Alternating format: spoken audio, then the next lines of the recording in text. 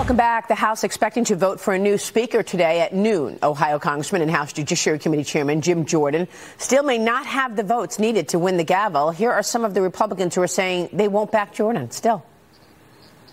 Thoughts on the speaker race as where it stands right now? Look, everybody knows. My intention is to vote for Kevin McCarthy.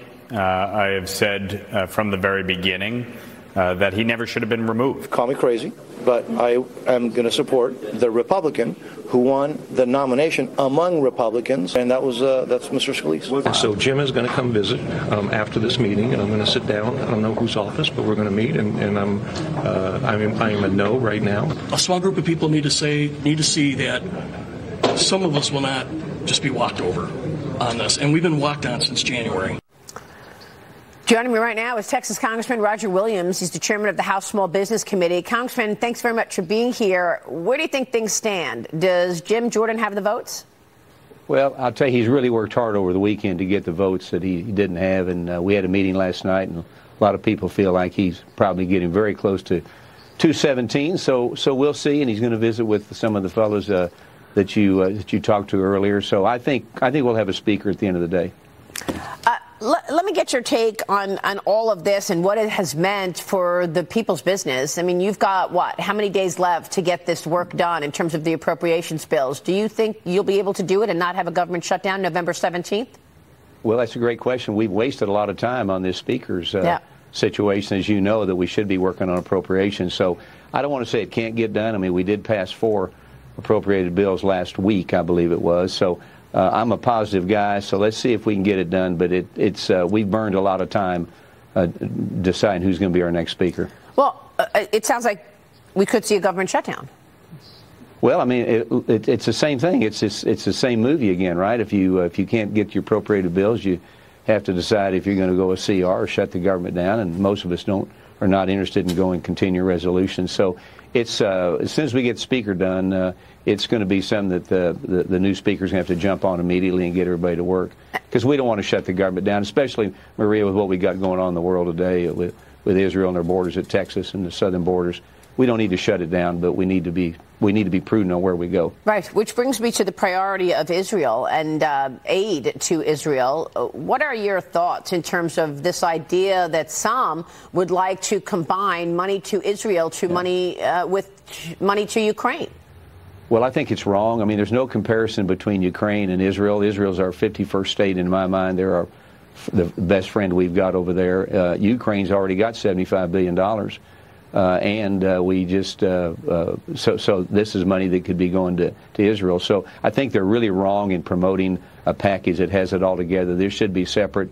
And right now, I mean, there's a lot of us like myself that would have a hard time voting for a Ukraine-Israel package when we need to be voting for Israel and helping them out.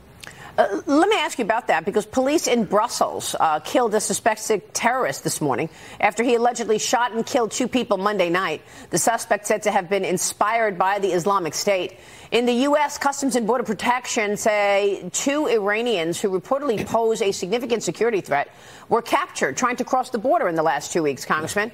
So the border, I know, is you and your colleagues' priority here, and it's wide open. And we've got people coming from all over the world, Middle Eastern countries, Chinese nationals who are military-aged men. What can you do about it? Well, you're exactly right. I mean, these people are already over here. The idea that people are coming, they're already over here. We see lots of times who we've captured the night before. What we do about it is get back to where we secure the border. The wall works. Judges work. The stay in Mexico policy works. And we need to be putting all that back together again, but we're just having people run in here right now like a movie, and they're just breaking the law, and they're coming here. And the scary thing is, Maria, as you know, they're not leaving, they're staying.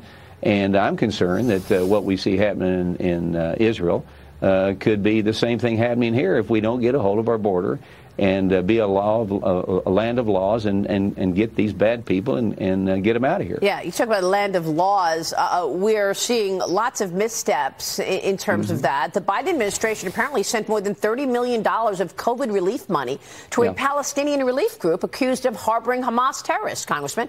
I mean, can this get any worse? You're the chairman of the Small Business Committee. You've been investigating COVID fraud cases. You have a medical background. What do you make of this? Well, I mean, there again, it's the wild, wild west of the Biden administration, and the idea of sending $33 million of COVID money to Hamas organizations is pretty unbelievable when that money actually could be going to the border, right? And then you got $200 billion we think is missing. It could be $600 billion out of SBA funds from COVID funding. So it's a disaster, and that we're flowing money around all over the world. We're not taking care of ourselves, and the Biden administration seems to be the chamber of commerce for Hamas and some of these other people instead of taking care of what we need to be taking care of here. The greatest asset we have is Americans. Yeah, but I don't understand. I mean, again, you've got to explain this to me. How does this happen? This is $30 million, COVID money, taxpayer money, and it was sent to a group that supports Hamas. Well, that's a good question. How does it happen? We need to find out. I mean, what prompted them to pick this group and send this $33 million to so you're when there's everything else? So I think we'll have to investigate it because I don't know the answer to that. I mean, all of a sudden it just happens, right?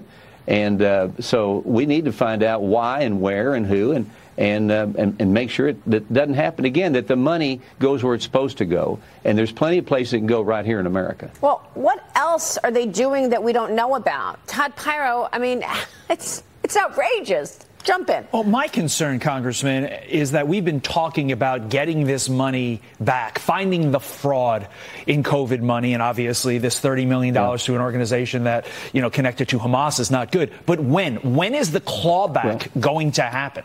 When is our Treasury going to get this money? Well, I'm going to tell you, the small businesses and the Small Business Committee, which I chair, we're all over this. We've had the Inspector General do the audit, $200 billion. It could be $600 billion, he said. The SBA thinks it's only $36 billion, like that's chump change.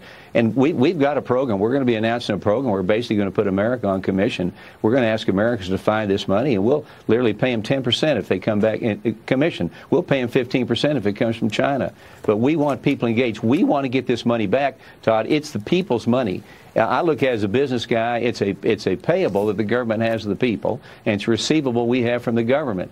And we're not going to just talk about it. We're going to get some of this money back. I'm not saying $200 billion, but we're going to get some of this money back, and we've got a plan to get it going, and you'll be seeing more of it as we ramp out now once we get a speaker. So within the next year, let's say, we could see some of this money back in the coffers.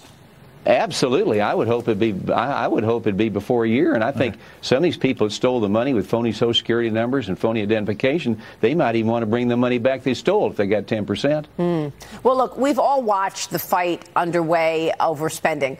Kevin McCarthy, while Speaker, tried very hard to get meetings with Joe Biden, and the president just blew him off for a long time until finally coming up with that debt ceiling agreement. But, Congressman, what are you going to do at this point, given that you're up against that wall of Democrats refusing to stop the spending? Well, that's where I guess you want to say debate negotiation comes through. I mean, we're never going to be able to have the income is what we're spending. I mean, we got the greatest amount of income coming to our country now we've ever had, but the spending's out of whack. And I think we've got to sit down and talk about what we need to spend on, what we don't spend on. It's no different than a family. It's no different than a small business. Every year you have to decide what you can pay for and what you can't, whether it be charitable giving, spending, or whatever. But we got to somehow bring business principles back to this government, or we're out of control. We're spending more and going to continue to spend and spend and spend, and we can't, and the income can't generate that much when you have an economy that's getting better, but you got higher interest rates. You've got supply side. You've got a lot of things that are hindering this great economy from going again. Yeah. Congressman, it's good to see you this morning. We'll be watching all of that. Always. Thanks very much. Thank you.